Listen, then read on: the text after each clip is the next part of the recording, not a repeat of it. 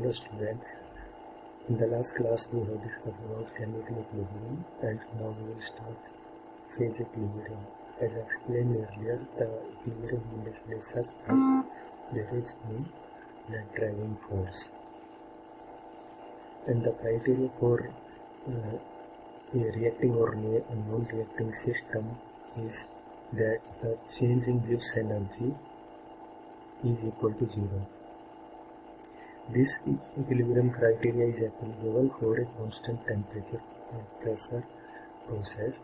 The process may be a reacting system or a non-reacting system. In the previous class we have discussed about the reacting system, and now in phase equilibrium, that is a non-reacting system, this condition will be applicable. The example is drying of cloth. The drying occurs due to there is a driving force available between these two phases, and the rate of drying will depend upon the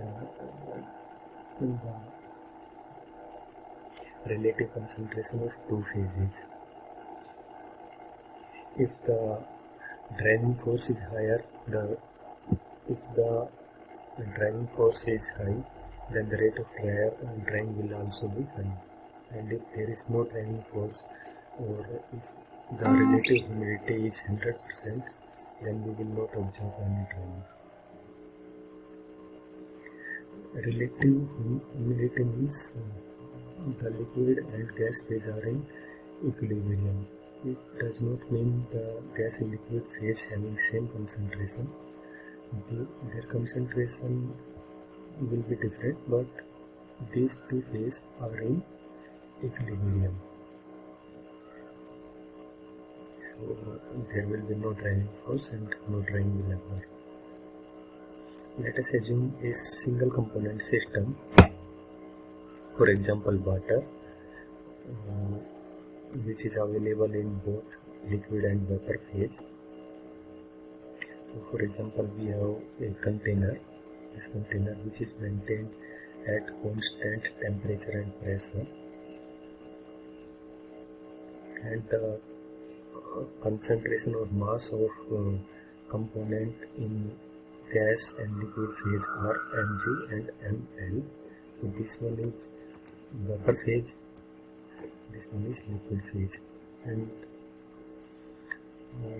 when these two phases are in equilibrium, in that case the change in Gibbs energy will be 0. This condition, the change in Gibbs energy will be 0 at equilibrium. So the total Gibbs energy will be equal to the Gibbs energy of the liquid phase plus Gibbs energy of the gas phase, will be total Gibbs energy of liquid and vapor phase per unit mass. Now if any disturbance occurs in the system, then it may possible that some of the mass transfer from liquid phase to gas phase or gas phase to liquid phase. Let's assume there is some disturbance occur, and due to this disturbance some amount of mass transfer from one phase to another phase.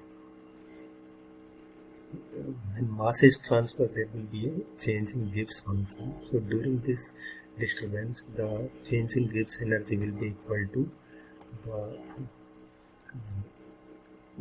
change in Gibbs energy in liquid phase plus change in Gibbs energy in gas phase. It will give total change in Gibbs energy. The temperature and pressure are remain constant.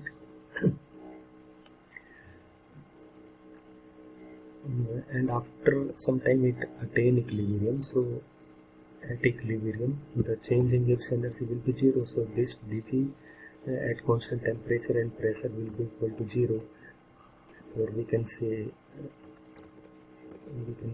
this quantity GL dml plus Gg dmg will be equal to 0, and this will be 0. Now the mass is conserved. Whatever mass transfer from one phase will be gained by the another phase. For example, if mass is transferred from vapor to liquid phase, so the amount of mass lost by the vapor phase will be equal to amount of mass gained by the liquid phase. So this dmg, the change in mass in gas phase, will be equal to the change in mass in liquid phase fluid.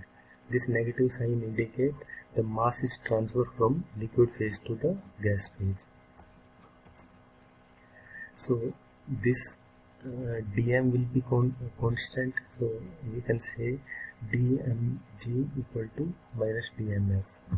If we put this in this equation, then finally we will get this equation, or from this equation we can say gl equal to gg. It means the Gibbs function in the liquid phase will be equal to Gibbs function in gas phase.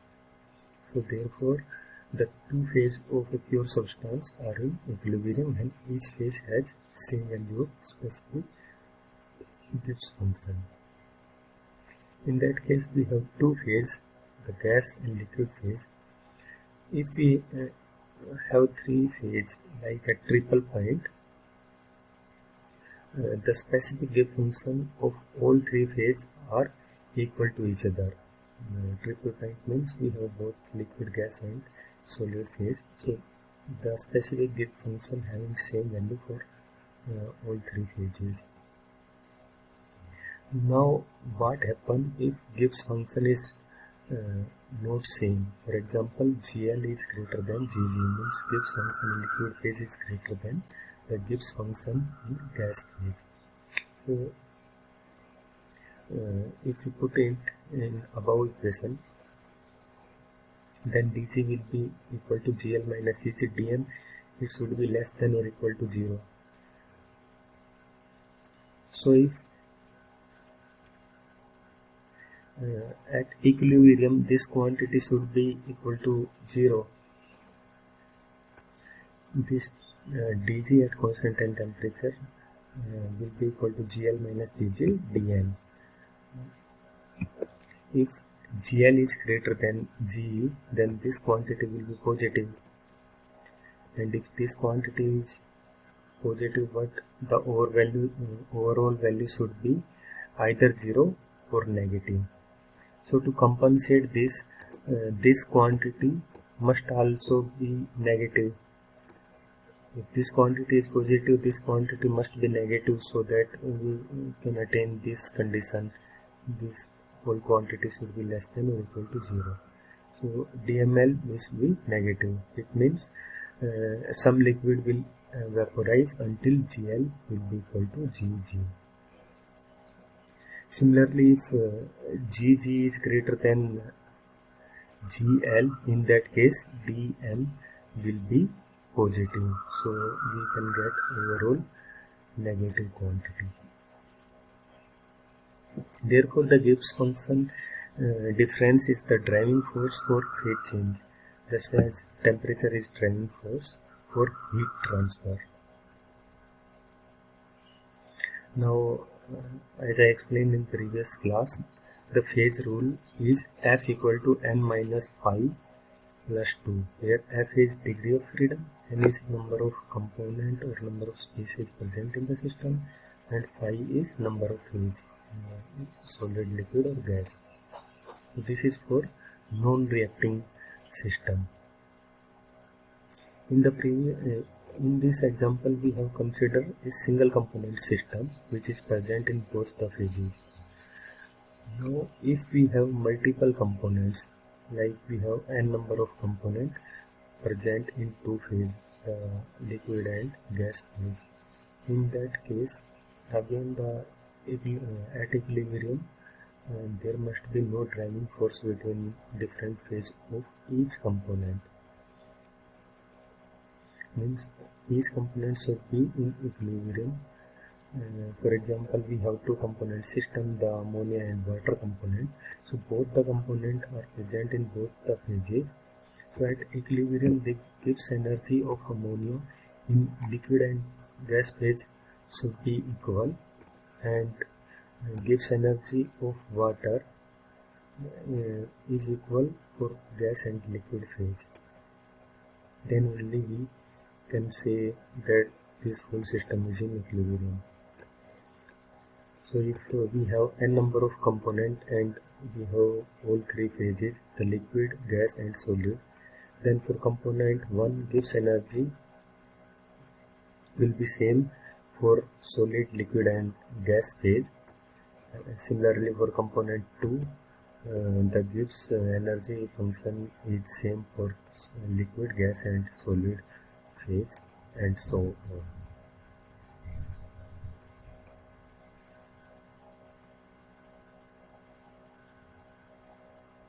Equilibrium does not imply that the component having same concentration in both the phases. The concentration may be different, but in most of the cases it's different, but there should not be any driving force between this component in different phases. And we can I can explain this using this phase change diagram. So let's say I have this phase change diagram in which we have two components, component A and component B. In the vertical direction there is temperature, and in the horizontal direction there is composition of component A and B. In the extreme left hand side we have pure B, and in the extreme right we have pure A. So as we move from left to right, the concentration of B start decreasing, and at this point we will get pure A.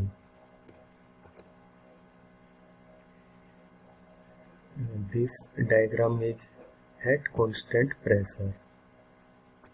If pressure is changed, this equilibrium concentration will also change. So this diagram is at one pressure, constant pressure, whatever may be the value of that pressure, but the pressure is constant. This is equilibrium composition line for liquid phase at different temperature. This line is equilibrium liquid composition. Similarly, this upper line is equilibrium composition of vapor phase.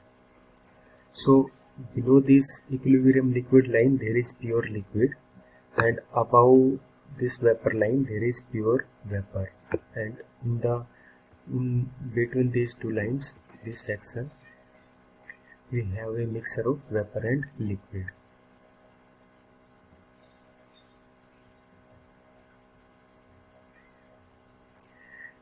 These horizontal lines are called tie line. These horizontal lines are called tie lines. These lines indicate the equilibrium composition of liquid and gas phase. For example, for this timeline, this concentration is equilibrium composition of liquid, and this concentration is equilibrium concentration in vapor phase. Similarly, for this point, if the equilibrium composition of liquid and gas phase are, this one will be the concentration in liquid phase, and this one will be the concentration in vapor phase. So we can see at equilibrium liquid and vapor phase has different composition.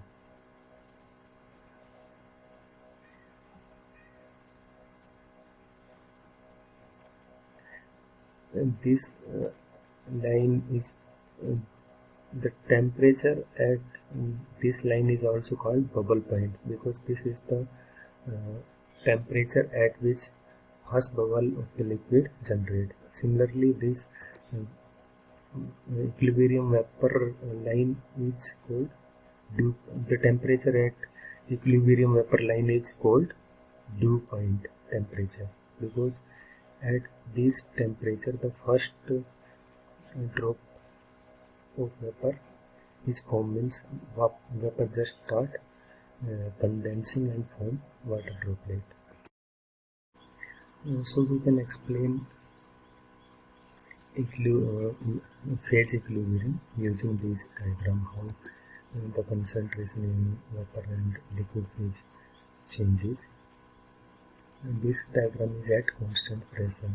Similarly, we can draw diagram for constant temperature, in which in vertical direction we have pressure, and at constant temperature we will get this equilibrium liquid line, equilibrium vapor line, this tie line, everything will be same. And we can do the same study. This I will not explain, you can read it by yourself, and if you have doubt you can ask me. Moving forward, Henry law. Now we will study two different laws. One is Henry law, another one is Rolle's law. Henry law mainly used for low concentration species, for example water in air in water, because air is partially soluble in water, so Henry law is applicable. So what this law says, for a gas I that is quickly soluble in liquid, the mole fraction of the gas in the liquid is related to partial pressure of the gas. How it is related? Xi is equal to Pi upon H. Here Xi is mole fraction of component I, and Pi is partial pressure of component I, and H is Henry constant. Second one is Rolle's law. This law is used for highly soluble component. For example, ammonia and water. Ammonia is highly soluble in water, so in that case we will use Rolle's law. So what Rolle's law says, for an ideal solution, the equilibrium partial pressure of a constituent at a fixed temperature equal the product of its vapor pressure and its mole fraction in the liquid. So Pi, the partial pressure of component I, is equal to Pi dash. This Pi dash is vapor pressure of component I into Xi. Xi is mole fraction. But at interface, this vapor pressure will be equal to saturation pressure at vapor liquid equilibrium pressure. Whatever may be the vapor pressure, that will be equal to saturation pressure. So this will equal to saturation pressure. If I put this value in above, then finally we will get Pi will be equal to Pi saturation into Xi. Also the partial pressure is equal to mole fraction into total pressure. So by using these equations we can calculate partial pressure, saturation pressure, or the mole fraction of the component. So this is end of this class. If you have any doubt, you can ask me anytime. Thank you.